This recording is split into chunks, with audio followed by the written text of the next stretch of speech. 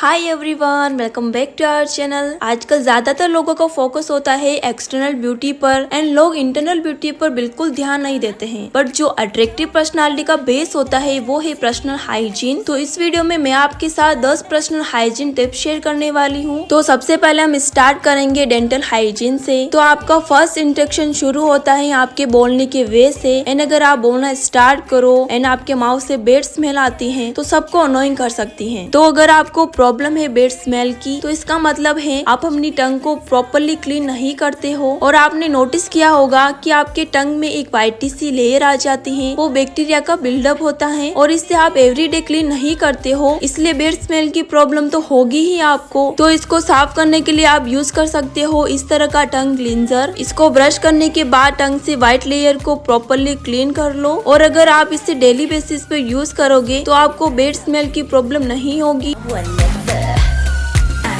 और teeth whitening भी बहुत इम्पोर्टेंट है। तो आप दिन में 2 बार ब्रश जरूर करें, खाना खाने के बाद, और साथ ही कुछ भी खाते हो पीते हो तो कुल्ला जरूर करें।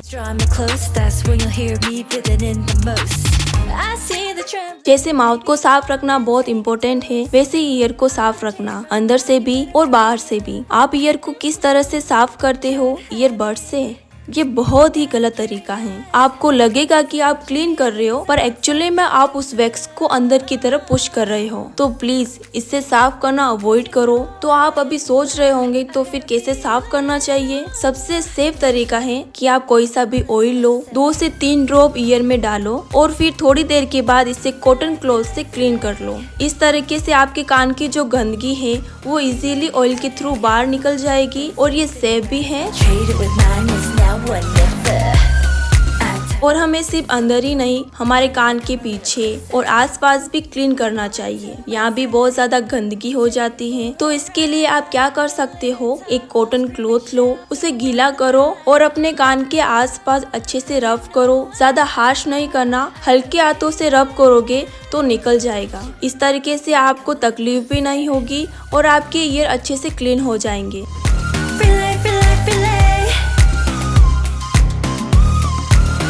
बहुत सारी गर्ल्स अपने ब्रेस्ट साइज से अनकंफर्टेबल फील करती हैं, लेकिन गर्ल्स आप जैसे भी हो बहुत खूबसूरत हो। तो अपने अंदर कमियां ढूंढना बंद कर दो, क्योंकि आपका फिगर, आपका स्ट्रक्चर बिल्कुल भी मैटर नहीं करता है। ट्रस्ट मी, एक टाइम के बाद आपको लगेगा कि क्या मैं फालतू चीजों के पीछे भाग रही थी। लेकिन अगर आप चाहते हो अपने ब्रेस्ट को टोन करना तो आप ऑयल मसाज कर सकते हो, आप एक्सरसाइज कर सकते हो। मैं कुछ एक्सरसाइज आपको दिखा देती हूँ। ये सारी एक्सरसाइज करोगे तो ब्रेस्ट टोन अप रहेगा।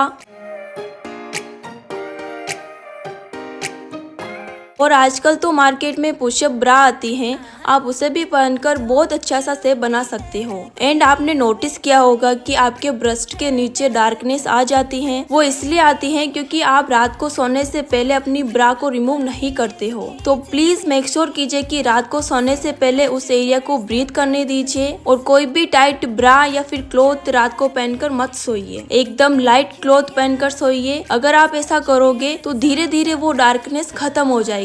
आपको अपने अंडर आर्म्स को क्लीन रखना चाहिए। इसका मतलब ये नहीं कि आप डेली नहाते टाइम अपने अंडर आर्म्स को सिर्फ पानी से वॉश कर रहे हो। फिर आप सोचते हो कि मैं तो रोज अंडर आर्म्स को साफ करती हूँ, तो मुझे बेड ओडर की प्रॉब्लम क्यों हो रही है? वो इसलिए हो रही है क्योंकि आप अंडर आर्म्स हेयर को टाइम टू टाइम रिमूव नहीं करते हो। तो आप जिस भी मेथड से हेयर रिमूव करते हो उसे अपने अंडर आर्म्स हेयर को टाइम टू टाइम रिमूव कीजिए। अगर आप अंडर आर्म्स को हेयर फ्री रखते हो तो आपको बेड ओडर की प्रॉब्लम नहीं होगी। आपने कहीं ना कहीं कभी ना कभी तो सुना ही होगा ना कि नाभि में ऑयल लगाने से शरीर की 50 प्रॉब्लम दूर होती हैं। और रिसर्च में पाया है कि 60% से ज्यादा बैक्टीरिया हमारे नाभि में होते हैं। तो इस एरिया को आपको डेली नहाते टाइम क्लीन करना है। आप ईयरबड से भी क्लीन कर सकते हो या फिर कॉटन क्लॉथ को गीला करके नाभि को साफ कर सकते हो। आपको जो तरीका सही लगे आप उसे साफ कर लो, फिर ईयरबड से ऑयल लगा दो। ऑयल वाला प्रोसेस आपको वीक में 1 या फिर 2 बार करना है, लेकिन नाभि को क्लीन आपको रोज करना है नहाते टाइम।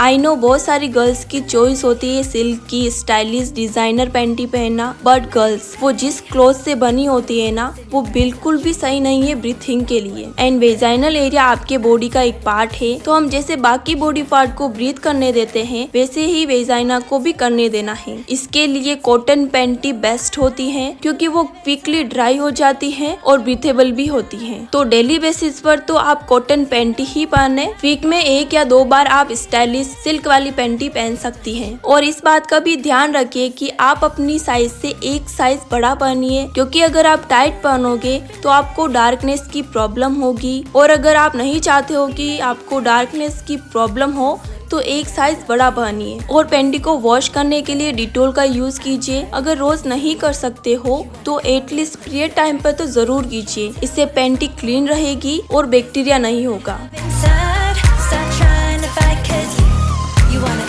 वैसे तो वेजाइनल हेयर वेजाइना को प्रोटेक्ट करते हैं, लेकिन उनकी ग्रोथ बहुत ज्यादा हो जाती है तो वहाँ से बैड स्मेल भी आने लग जाती है और इचिंग भी होने लग जाती है। तो ये आपके ऊपर डिपेंड करता है कि आप हेयर रिमूव करना चाहते हो या नहीं करना चाहते हो। मैं पर्सनली उस एरिया को मंथ में 1 बार क्लीन करती हूँ पीरियड्स आने से पहले, इससे मुझे बैड स्मेल की या फिर इचिंग की प्रॉब्लम नहीं होती है। और आप भी एटलीस्ट मंथ में 1 बार पीरियड्स आने से पहले उस एरिया को हेयर फ्री किया करो। अगेन ये भी आपकी चॉइस है कि आप किस मेथड से हेयर रिमूव करते हो। मैं रेजर या फिर सीजर से हेयर रिमूव करती हूँ। सबसे पहले बड़े बड़े हेयर को सीजर से काट लेती हूँ, फिर रेजर से शेव कर देती हूँ। उस एरिया के हेयर को रिमूव करने के लिए मैं अलग से रेजर रखती हूँ, जस्ट बिकॉज हाइजीन। आजकल बहुत सारी गर्ल्स को व्हाइट डिस्चार्ज की प्रॉब्लम होती है, तो आप इस तरह की पैंटी लाइनर को यूज कर सकती हैं। इससे क्या होगा कि जो व्हाइट डिस्चार्ज है वो पैंटी लाइनर एब्सॉर्ब कर देगा, तो इससे वो एरिया क्लीन एंड ड्राई रहेगा। और आप इस पैंटी लाइनर को पीरियड्स आने से पहले भी यूज कर सकते हो। अगर आपको स्टेन लगने का डर रहता है तो ये 2 से 3 घंटे तक पीरियड्स को होल्ड करके रख सकता है। कोविड टाइम से हाथों को सैनिटाइज करना तो सबने सीख लिया है, लेकिन व्हाट्स अबाउट नेल्स? इसके अंदर तो सबसे ज्यादा गंदगी होती है। और गर्ल्स, अगर आप नेल्स को ग्रो कर रही हैं तो प्लीज अपने नेल्स को अच्छे से साफ कीजिए। आप किसी भी ब्रश से नेल्स को अच्छे से साफ कर सकती हैं, और जैसे हाथों के नेल्स को साफ किया है वैसे ही पैरों के नेल्स को भी अच्छे से साफ कर लीजिए। रात को सोने से पहले अपने हाथों पर और पैरों पर ऑयल मसाज कीजिए, और अपने क्यूटिकल्स पर भी ऑयल लगा सकते हो, इससे नेल्स स्ट्रॉन्ग रहेंगे। आजकल मार्केट में बहुत सारे वेजाइनल वॉश आते हैं जो कि क्लेम करते हैं कि वो आपके पीएच लेवल को बैलेंस करके रखेंगे, बट ट्रस्ट मी गाइस, आप इन सारी चीजों में पैसे खर्च करना बंद कर दो, बिकॉज आपका वेजाइनल एरिया अपने आप को क्लीन रखने में काफी माहिर होता है, और इंटरनली तो आपको कुछ भी करने की जरूरत नहीं है। और एक्सटर्नली अगर आपको कुछ यूज करना है तो प्लेन वाटर से उस एरिया को क्लीन कीजिए। लेकिन अगर आपको यीस्ट की प्रॉब्लम है तो आप कर्ड का यूज कर सकती हैं, बाकी आपको कुछ भी करने की जरूरत नहीं है। आई होप आपके लिए ये वीडियो हेल्पफुल रहा होगा। मिलते हैं अगले वीडियो में, तब तक के लिए अपना और अपनी फैमिली का ध्यान रखना। See you and love you all, bye.